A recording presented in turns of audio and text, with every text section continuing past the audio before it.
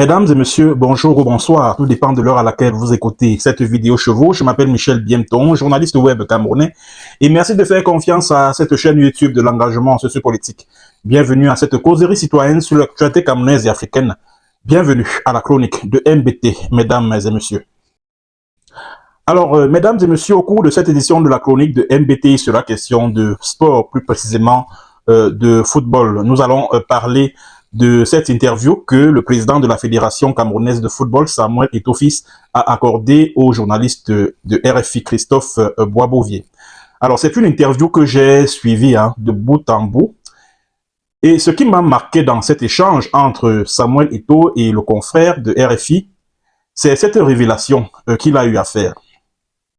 Révélation selon laquelle, du moins depuis que la Fédération camerounaise de football a perdu le contrôle sur la gestion administrative, que la Fédération camerounaise de football a perdu la gestion financière et administrative et même technique de l'équipe nationale Fagnon, eh bien, il a été réintroduit le paiement en cash, ce que la Fédération camerounaise de football sous l'ère Samuel Eto'o est venu bannir, parce qu'il s'agit là de très mauvaises habitudes managériales qui sont à l'origine de tout ce que les Lions indomptables du Cameroun ont connu par le passé, en termes de grève des joueurs, en termes de revendications liées au paiement des primes, etc., etc. Donc Samuel Eto'o est donc venu mettre fin à tout cela en exigeant que tout paiement qui doit être effectué se fasse par virement bancaire. Alors, Samuel Eto'o a donc dit au cours de cette interview que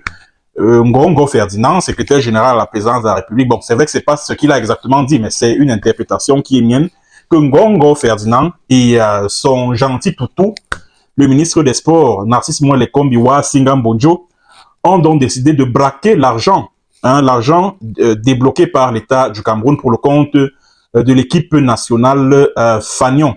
Et pour ce faire, ils utilisent le paiement en cash pour que les détournements de fonds publics qu'ils auront à faire ne laissent pas de traces. Voilà. Alors, mesdames et messieurs, cela m'amène donc à ce que j'ai eu à vous dire ici même, sur cette même chaîne. À savoir que tout ce que vous voyez, le ministre des Sports, le secrétaire général à la présidence de la République du Cameroun faire autour de l'équipe nationale, c'est-à-dire que la nomination d'un entraîneur, c'est-à-dire qu'ils veulent tout contrôler. C'est-à-dire qu'ils veulent tout contrôler dans tout ce qui touche à l'équipe nationale du Cameroun. Tous ces agissements-là de leur part, ce n'était pas parce qu'ils aimaient tellement cette équipe nationale du Cameroun. Ce n'était pas parce qu'ils étaient sensibles à la contre-performance de l'équipe nationale lors de la CAN en Côte d'Ivoire. Zéro, nul, nada. La preuve en est que après cette compétition-là, il y a eu une commission d'enquête qui a été créée, donc une commission mixte présidence-premier ministère. Et d'après le rapport qui a été rendu par cette commission d'enquête, il a été recommandé que, par exemple, la gestion des recettes de stade soit confiée au ministère des Sports. Qu'est-ce que ça avait à y voir avec la performance des équipes nationales du Cameroun? Rien du tout. Rien à voir. Il a également été décidé à l'issue des enquêtes menées par cette commission mixte que la gestion, comment ils appellent ça, la coordination des équipes nationales soit confiée à un président qui sera nommé par le ministère des Sports. Donc, tout a été confié. Donc, après le discours du 11 février dernier, là, le discours du président Biya, tout a été confié au ministère des Sports. Donc, la FECAFOOT a perdu certaines de ses prérogatives qui lui sont dévolues par le décret présidentiel du 26 septembre 2014. S'agissant de la gestion administrative et financière des équipes nationales de football. Et le clou de toutes ces résolutions-là, c'était bien évidemment la nomination d'un entraîneur de l'équipe nationale Fagnon qui dorénavant relevait de la compétence du ministère des Sports. Voilà pourquoi c'est Narcisse Moelle Kombiwa Singambonjo, c'est le ministère des Sports qui a mis sur pied une commission afin d'étudier les dossiers de candidature en vue du recrutement d'un entraîneur pour les Lions indomptables du Cameroun. Donc, tous ces agissements, tous ces actes qui ont été posés par le ministre des Sports sur instruction, je le précise, de Ferdinand Ngongo, ce n'était pas parce qu'ils avaient le souci d'insuffler quelques réformes au sein de cette équipe nationale Fagnon. Non, c'est parce qu'ils voulaient faire main basse sur l'argent, les milliards de francs qui sont débloqués pour le compte de l'équipe nationale de football. C'est l'argent là, c'est ça qui les préoccupait. Et qu'est-ce qu'on apprend à travers l'interview de Samuel Eto'o sur RFI? On apprend qu'ils ont réintroduit cette vieille pratique-là. À l'origine de tout ce que les Lions indomptables du Cameroun, l'équipe nationale Fanion a connu comme problème par le passé, à savoir le paiement en cash. Parce que avec le paiement en cash, il est plus facile pour eux de détourner l'argent, de s'en mettre plein les poches. Voilà donc pourquoi ils ont livré un combat acharné contre Samuel Eto'o. Et moi, j'ai de la peine pour tous ces Camerounais-là qui se laissent toujours embarquer dans des combats dont ils ne maîtrisent ni les tenants, ni les aboutissants. J'ai vu des Camerounais se mettre vent debout derrière les membres de la pègre, derrière les voyous de la République du Cameroun, là, que sont Ngongo Ferdinand et puis Narcisse Molekombi ou Singa Boudjo. Je les ai vus s'engager dans un combat que moi, j'estime inutile contre Samuel Eto'o. Et Samuel Eto'o a été clair dans RFI. Il a dit que les problèmes qu'il connaît en ce moment, ou alors les problèmes qu'il a eu avec le ministre des Sports, avec, je sais pas moi, Ngongo Ferdinand et tout, c'est parce que de l'autre côté, on refuse de respecter les textes, c'est tout. C'est tout. Et j'ai eu à le dire ici sur cette chaîne, s'il fallait confier la gestion des équipes nationales à l'État du Cameroun, au ministère des Sports, eh bien, il fallait simplement modifier le décret du 26 septembre 2014. C'est tout. Parce que si ce décret avait été modifié par Paul Biya, on n'en serait pas à cette guéguerre, à ce conflit MINSEP-FECAFOOT là. On n'en serait pas à ce conflit. Or, comme comme le Cameroun est livré à des réseaux de pouvoir qui se bagarrent pour la succession de Paul Biya, parce que Paul Biya ne dirige plus ce pays, alors Ngongo Ferdinand fait ce qu'il veut, moi les combis exécute les ordres qui lui viennent de son patron, Ferdinand Ngongo, même si ces décisions-là sont manifestement illégales. Et j'ai vu les Camerounais encourager ce genre de choses, encourager ce genre de forfaiture, encourager ce genre de coups tordus, en conflit avec les textes en vigueur. J'ai vu ceux-là qui se disent combattants pour le changement, prendre fait et cause pour Ngongo Ferdinand, prendre fait et cause pour Narcisse Molekombi, prendre fait et cause pour Cyril Ntolo et tout ça là, juste parce qu'ils détestent Samuel Eto'o. Juste parce qu'ils détestent Samuel Eto'o. Or, Samuel Eto'o, lui, ne faisait que respecter les textes de la République. C'est tout. C'est tout. Voilà pourquoi aujourd'hui, quand moi je vois tous ces Camerounais-là qui disent qu'ils se battent pour le changement et tout, vraiment, quand moi je les écoute même aborder certains sujets d'actualité, franchement, j'en ai du dégoût. C'est-à-dire que j'écoute un ou deux mots et puis je passe à autre chose parce que pour moi, ces gens-là, c'est-à-dire qu'à mes yeux, ils ont perdu toute estime. Et je ne leur accorde plus le moindre crédit, le moindre sérieux. Je dis bien, c'est-à-dire qu'ils ont perdu toute crédibilité à mes yeux. Ces gens-là. Ils ont perdu toute crédibilité à mes yeux. Donc c'est pour ça que ces gens-là, c'est-à-dire que ces membres de la bande Afedi là, c'est donc pour ça qu'ils combattent Samuel Eto'o. Hein, ils payent quelques petits activistes là sur les réseaux sociaux qui balancent des trolls là et tout, juste pour manipuler les Camerounais. Et comme les Camerounais aussi, Zozo, ils sont manipulables, ils tombent dans le piège. Alors que nous avons compris ça depuis. Nous avons compris ça depuis. Et le Marc Brice, l'entraîneur belge là, que la bande Afedi est allée recruter là. moi, je rigole, pourquoi? Parce que Marc Brice me rappelle un certain Paul Le Guen. Paul Le Guen, c'est-à-dire qu'un entraîneur qui avait été recruté exactement dans les mêmes conditions, c'est-à-dire sur instruction du président de la République, Paul Biya, parce que je me souviens à l'époque, c'était au mois de juillet 2009, Paul Biya s'était rendu en visite privée en France. Et il passait la nuit à l'hôtel Hermitage, là, je crois que c'était à la Baule, ou c'est où là, soit à Bordeaux, ou c'est où là. Il passait la nuit là-bas. Et c'est un certain Jacques Toubon, Jacques Toubon, je crois ancien ministre de la Culture de France, qui lui avait recommandé Paul Le Guen pour l'équipe nationale parce que le Cameroun était à un doigt de ne pas prendre part à la Coupe du Monde de 2010 en Afrique du Sud. Quand Paul Le Guen arrive, il est reçu exactement comme Marc Brice a été reçu, c'est-à-dire que comme le prince de Bel-Air, avec les youyou, le tapis rouge qui lui a été déroulé à l'aéroport international de Yaoundé-Simalène, les fanfares, donc il a été accueilli comme un héros, quoi. Quand Paul Le Guen prend donc les rênes de l'équipe nationale, le Cameroun commence à multiplier des performances, victoire sur victoire, victoire sur victoire, victoire sur victoire, allez, jusqu'à arracher la qualification pour la CAN 2010 qui devait se jouer en Angola et pour la Coupe du Monde sud-africaine.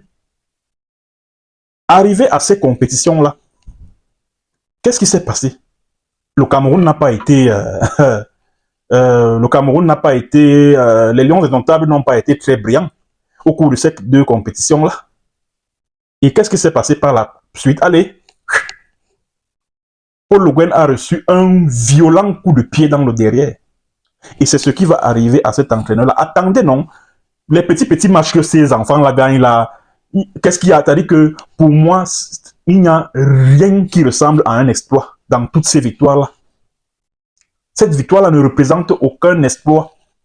Nous, on attend cet entraîneur-là dans une compétition internationale, que ce soit la CAN, que ce soit la Coupe du Monde. C'est à ce niveau qu'on l'attend. Et ce dont je suis sûr, c'est que si Marc Brice et son équipe-là participent à ces compétitions-là et brillent par de contre-performances, cet entraîneur sera chassé dans les mêmes conditions que Paul Le Guen l'a été. Il sera chassé par les mêmes personnes qui l'ont recruté, qui l'ont fait venir au Cameroun, vont lui donner un bon coup de pied dans le derrière et puis allez, ils vont lui dire allez, prends tes clics et tes claques et gagne le lâche. C'est comme ça. Parce que dans l'histoire du football camerounais, la durée moyenne de vie d'un entraîneur à la tête de l'équipe nationale, c'est maxi 2 ans. Donc je ne donne pas plus de 2 ans à cet entraîneur-là.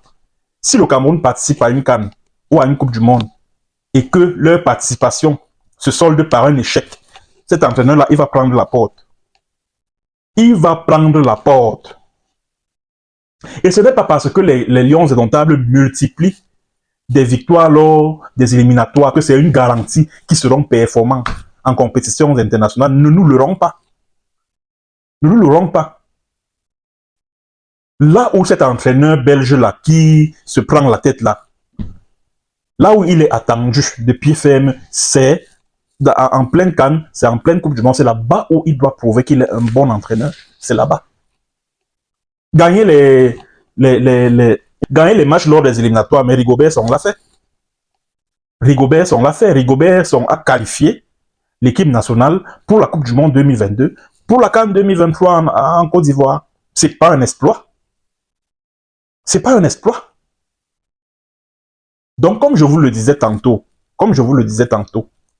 vous les Camerounais là, vous qui avez été entraînés dans la logique qui consiste à s'attaquer à Samuel Eto'o, à dénigrer et même à insulter Samuel Eto'o, à dire que oui, c'est lui qui est, c'est-à-dire que à l'origine de tout ce que l'équipe nationale du Cameroun connaît comme problème, connaît comme difficulté, etc., etc. Vous vous êtes mis vent debout. Vous êtes mis à soutenir Ilengongo Ferdinand et moins les Kombiwa, Singa Bojo et tout. Vous avez soutenu ces gens-là.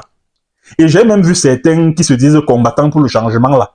À l'époque, en juin dernier, ils disaient que non, Banqui doit aller où c'est fait quoi. Il doit aller arracher les ballons entre les mains de l'Africa Foot et tout. Et j'ai revu les mêmes combattants tout récemment là, quand la vidéo de Longuet, la vidéo de sa torture à la Sémile a fait le tour des réseaux sociaux là. J'ai suivi les mêmes soi-disant combattants pour le changement. Crier, pleurer en disant que non, que ce n'est pas normal, oui, il faut dénoncer, etc. Pourtant, il portait Mbanku Emile à bout de bras il n'y a pas quelques mois. Il le célébrait, il le félicitait. Vous avez donc suivi pour... C'est-à-dire que l'enjeu de tout ce conflit-là, de ce front que moi, les Kombi et puis Ngongo ont ouvert contre la FECAFOOT, contre Samuel Eto'o, vous avez donc vu l'enjeu. C'est l'argent. C'est l'argent qui les intéresse et rien d'autre.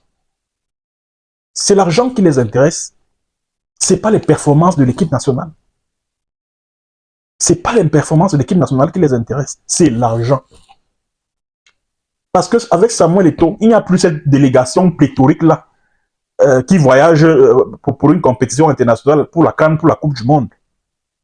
Où les cadres du ministère des Sports, les cadres de la présidence, les cadres de, je sais pas moi, embarquent avec leurs femmes, leurs enfants, un peu comme à la Coupe du Monde 2014, là. Joseph Ouna, qui était président du comité de normalisation, il a embarqué sa femme, ses enfants, son chauffeur pour au Brésil et tout ça. Les cadres du ministère des Sports, avec les femmes, les enfants et tout. Samuel Eto'o est arrivé, il a mis fin à ça. Et c'est pour ça que ces gens-là le détestent. Ces membres du Sérail camerounais là le détestent à cause de ça. Parce qu'il est venu mettre fin à ça. Et il a dit tout argent qui doit sortir des caisses de la FECAFOOT, il faut justifier. L'orthodoxie dans la gestion financière. Et c'est pour ça que moi, je trouve que Samuel Eto'o est un manager exemplaire. C'est comme ça. Voilà pourquoi il est combattu. Voilà pourquoi il est combattu. Voilà pourquoi il est combattu. Et ils livrent, c'est-à-dire ils ont ouvert ce front contre Samuel Eto'o, ils ont acheté des médias, ils ont acheté la presse, ils ont acheté certains activistes sur les réseaux sociaux afin d'animer une campagne contre Samuel Eto'o, juste parce que leurs intérêts sont menacés. Parce que leurs intérêts sont menacés. Et tous les problèmes, toutes les difficultés que la FECAFOOT connaît en ce moment, ce sont eux qui tirent les ficelles de ça. Hein. Ce sont eux. C'est-à-dire qu'ils veulent donner l'impression qu'au monde entier, aux Camerounais, que Samuel Eto'o, c'est un manager incompétent, hein, que la FECAFOOT n'a pas 5 francs dans ses caisses parce que ceci, parce que c'est cela, alors que ce sont eux qui découragent les sponsors, qui tirent les ficelles dans l'ombre pour que la FECAFOOT soit dans une incapacité financière de mener à bien sa mission. C'est de ça qu'il s'agit. Et il raconte exactement autre chose au peuple camerounais. Exactement autre chose. Et les Camerounais aussi, comme ils sont inaptes au recul et à la réflexion, ils se laissent facilement embarquer dans ce combat-là, dont ils ne maîtrisent ni les tenants ni les aboutissants. Ceux qui disent que ils veulent le changement, là, ils luttent pour le changement au Cameroun. Eux aussi, ils entrent pieds et poings liés dans cette histoire-là. Ils entrent dans ça. Juste parce que Samuel Eto'o avait dit que lui, il soutient Paul Biya. Mais il est libre de soutenir qui il veut. Il est libre de soutenir qui il veut. En tant que citoyen camerounais, c'est de son droit. Vous pensez que moi, Michel Biemton, je vais me mettre à me tirer les cheveux parce que un Samuel Eto'o a dit que oui, Biya, machin. Moi, Biemton. Vous pensez que ça va me faire une impression bizarre d'entendre ou de savoir que Samuel Eto'o a émis son opinion favorable ou défavorable à Paul Biya? Moi, Biemton. Vous pensez que ça va me déranger? Non, du tout. Et attention, on peut être un soutien à Paul Biya, mais être exemplaire, être compétent dans le domaine où on exerce, ou alors on manage. Attention, il n'est écrit nulle part que parce que on est contre Biya, alors on est forcément compétent et intelligent, et que quand on est pour Biya, quand on est un soutien de Paul Biya, ça veut dire qu'on est nul, on est incompétent, on est zéro. Il faut faire attention. Il faut faire attention, ce manichéisme-là, ça ne tient pas debout. Ce manichéisme-là ne tient pas debout. Je suis désolé. Bon, c'est tout ce que j'avais à dire par rapport à cette actualité, mesdames et messieurs. Merci d'avoir suivi. N'oubliez pas de partager la vidéo au maximum. Alors, que ceux qui viennent de nous joindre sur cette plateforme cliquent sur le bouton s'abonner et ainsi que sur la cloche de notification pour ne rien rater de nos prochaines productions. Allez, portez-vous bien et au revoir, mesdames et messieurs.